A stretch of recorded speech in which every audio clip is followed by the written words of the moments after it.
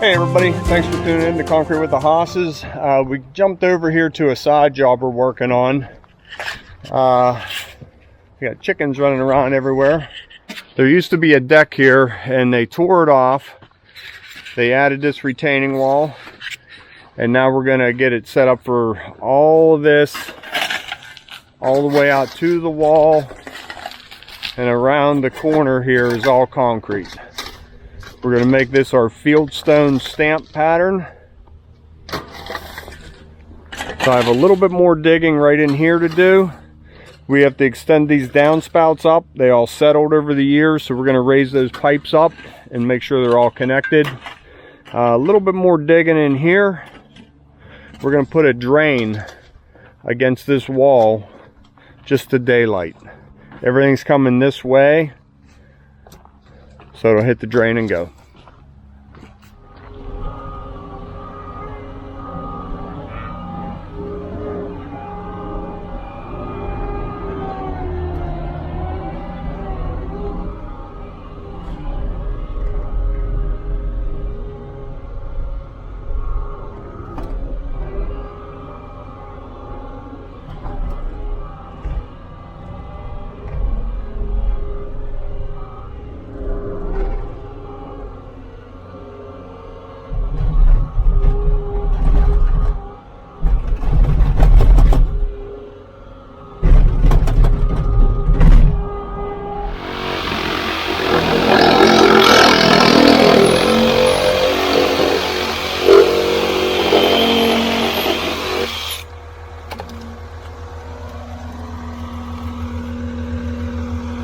Slide it high enough?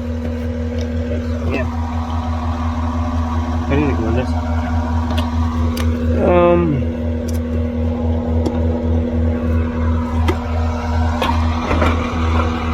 At least glue that bottom one.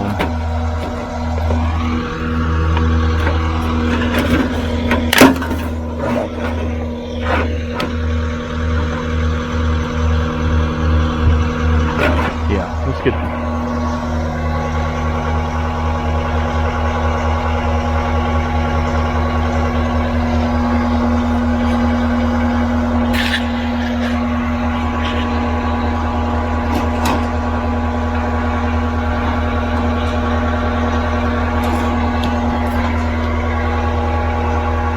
Okay, one done, 3 to go. Okay, first load of stone. We'll start trucking that up.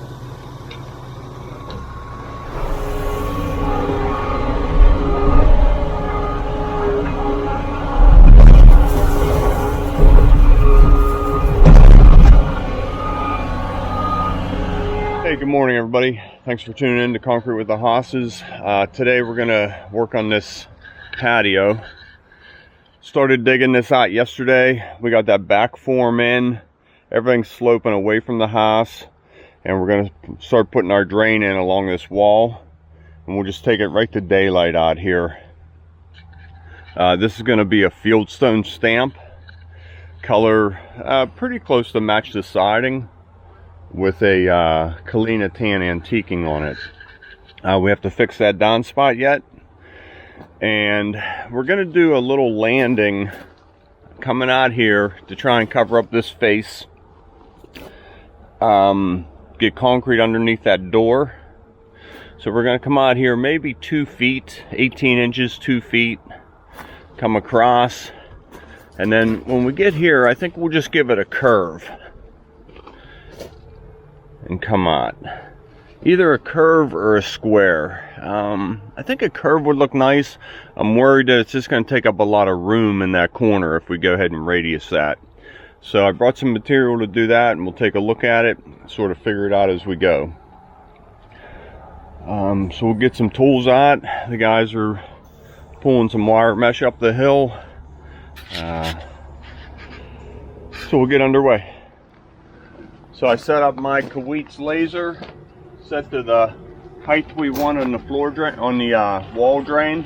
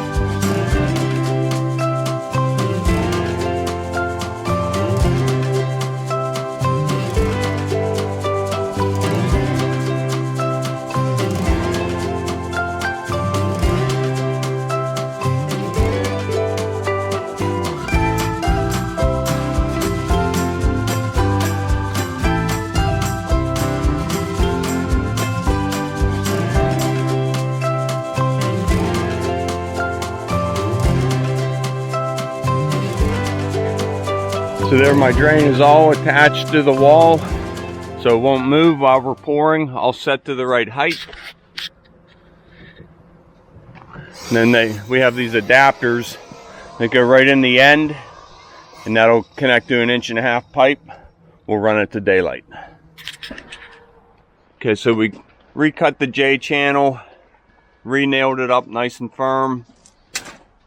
That side's all done. So that's what it'll look like. We'll pour concrete up underneath everything. We'll get some ice and water shield on there and get our forms on. Okay, so we put our sill on up here at the door. We use the wire tie method. Put a nail in, twist it tight. Ends, center, end. Got our ice and water shield down over the band board of the house, and the sill plate is right here. Now we're into masonry, so any water gets behind this patio, it'll follow that right down to the masonry and hopefully down to the French drain, all the way around. Matt's putting our step liner in place. It's just our rubber liner. We clamp it right to that and pour right against this, reuse it time after time. And that's just arcs. We elevated this pad to you come out of this door on this upper landing and you can come around at the same height. It's about 32 inches here, but it's the same height as that side deck area, patio area.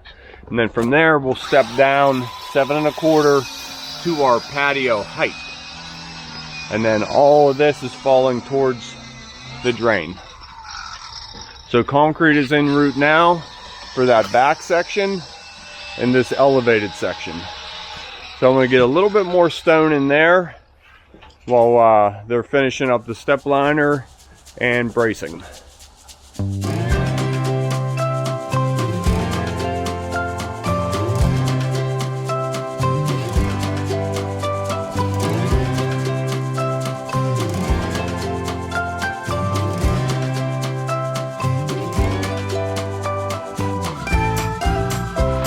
I wanted to show you what this looked like in here. Our downspout goes out. Tommy cut real nice around that step liner, so when we strip that off of there, it's going to be a great look. Got our wire ties, bracing, kickers, kickers, and more kickers. Ran a piece of conduit for this, goes to that light, so not sure why we didn't bring it up underneath here. I wasn't there for that, but rebar's in place. We take 4 footers and bend them underneath there, so we have 2 feet and 2 feet. We'll tie into that. That pad's ready to go. Let's go get some color in the truck.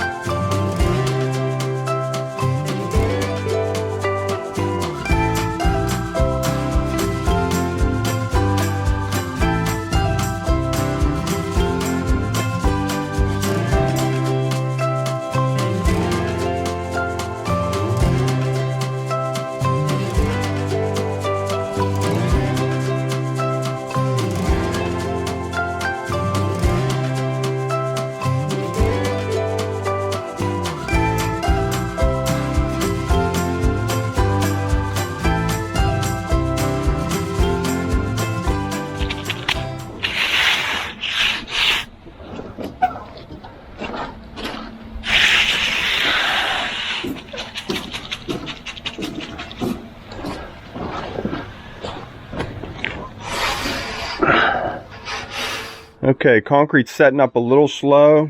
I went ahead and cut in our border following that. So we're just going to do the rolled slate texture up top here. And then down here at the bottom, we're picking up our Fieldstone. One other thing I want to show you. We went ahead and cut in a border right around here. So rolled slate, Fieldstone. It's a pretty simple process when the concrete's wet. I have this edger joiner combination, and you just take that right down the form and it cuts it in. When the concrete's soft, it goes pretty easy. We'll get some more of that on some video in a little bit.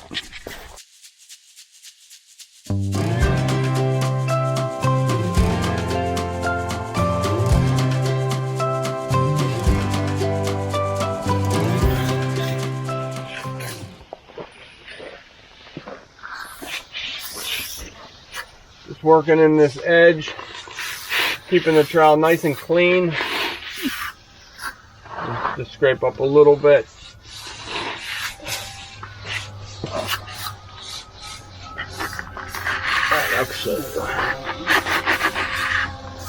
Uh-oh, fire truck's coming.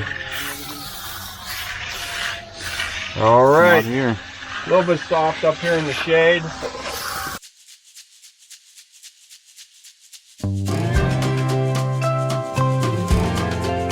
Okay, so everything is all cleaned up real nice. Let it sit a little bit. It's a little bit too soft to stamp. We were sinking maybe an 1/8 to 1/4 inch up there in the shade. So you can see just how soft that is yet. We're gonna let that tighten up a little bit and get going. The guys were hitting over here,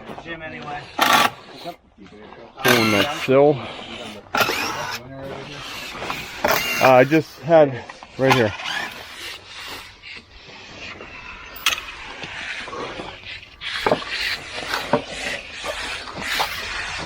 So that skinny sill, Jim will just work at that with a margin trowel, laying that top down, getting ready to stamp, roll, texture.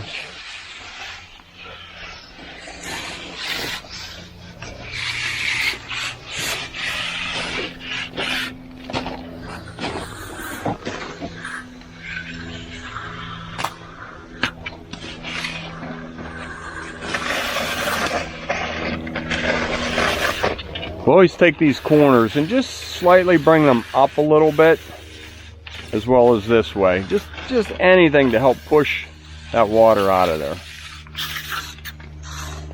Yeah.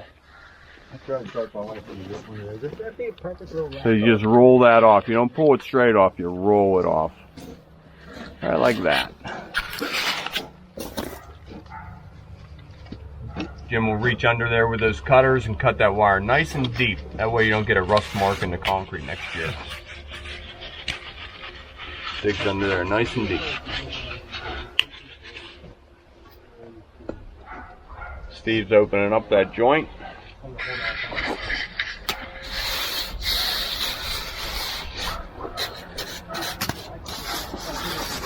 Need some concrete to fill that in. I'd rather you fill that in. All right. Let me get you some concrete. So I just got them some of that concrete that we had left over there. And they'll just build that void up rather than cutting down to it. I'd rather keep that pitch coming out. Okay, one last look. That's what we're looking for. And this is all concrete. We filled that in solid all the way down, sitting on this wall. That's going to look real nice rolling right around there. Looks good, gentlemen. Give you a bird's eye view.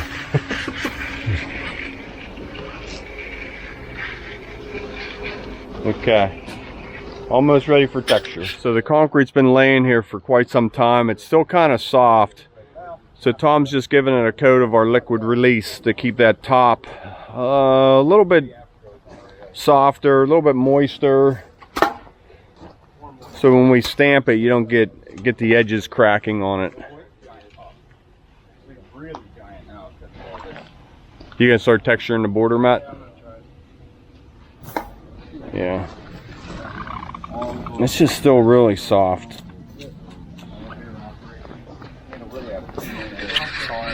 Jason, did you put paws in this?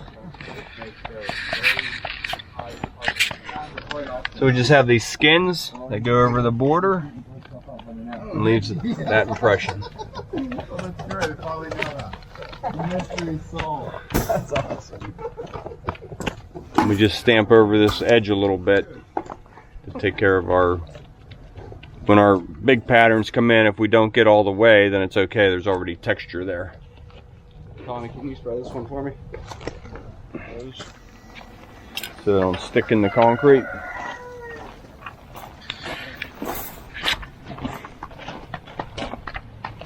Just a little bit different look in the texture. Not a big change, but if we can make it match, let's make it match.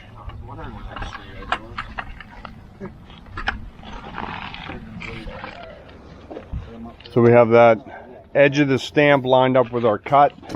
We're going to stamp this whole border in yellows, so that tomorrow we know we start with yellows when we stamp this way.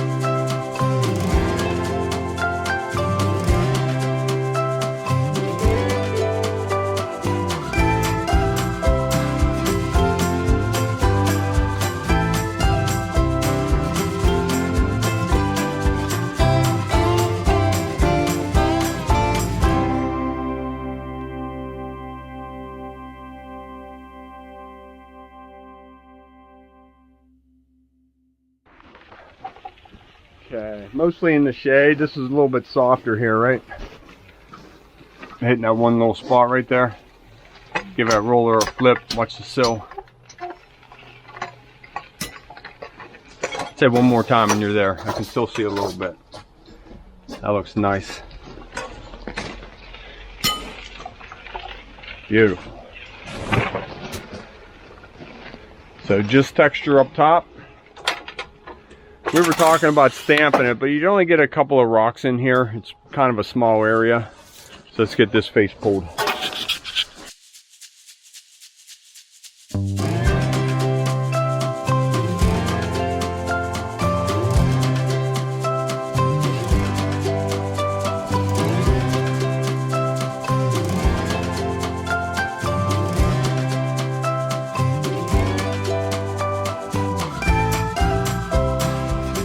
So since we poured this in 2 days, as you saw us, we started with a yellow pattern right here. That's our first pattern.